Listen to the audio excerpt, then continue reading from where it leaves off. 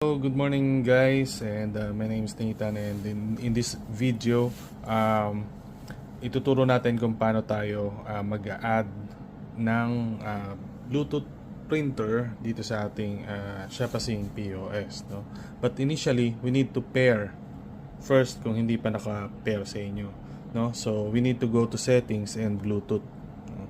Okay, so if hindi pa naka-pair, so usually nandito siya sa taas yan, yung mga naka-pair na Bluetooth devices natin. If hindi pa naka-pair yan, yung inyong thermal printer. So by the way, this thermal printer is 80mm Bluetooth printer, no? Actually dual siya, pero ang ituturo natin is Bluetooth lang muna connection. Pero dual naman siya, pwede siyang LAN, pwedeng Bluetooth or USB. So turn on muna natin. So pag turn on na siya, saka natin i-refresh or scan yung Bluetooth. Ayan, so lumabas na siya dyan. Then tap lang natin yan.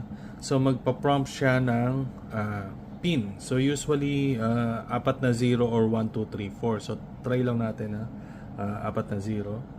So pairing. Ayan, so nag-display na siya dun sa mga paired devices natin. So pag ganyan na, okay na yan, we can go to Shopasing app POS na and enter your PIN number and then go to settings, no?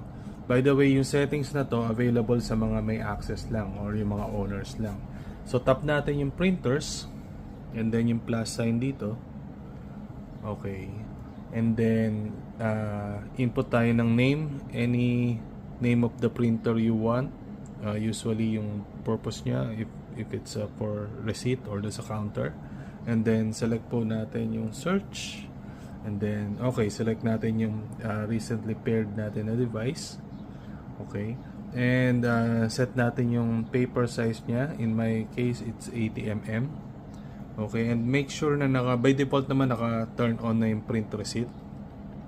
So leave lang natin na naka-off yung iba kasi yung i-install natin ngayon is for yung receipt lang or resibo, no? And then click natin print test. Ayan, so dapat nag-print siya ng test print, no? Okay, so once okay na, pwede na natin siyang i-save, no? Okay, ayan. So test natin kung nakakapag-print na ng resibo. Punch tayo ng sample transaction. Ayan. Okay, then check out. Then 1,000 for example yung binigay na pera ni customer. Then click natin cash. So kung may nakakabit na cash drawer, magbubukas yung cash drawer.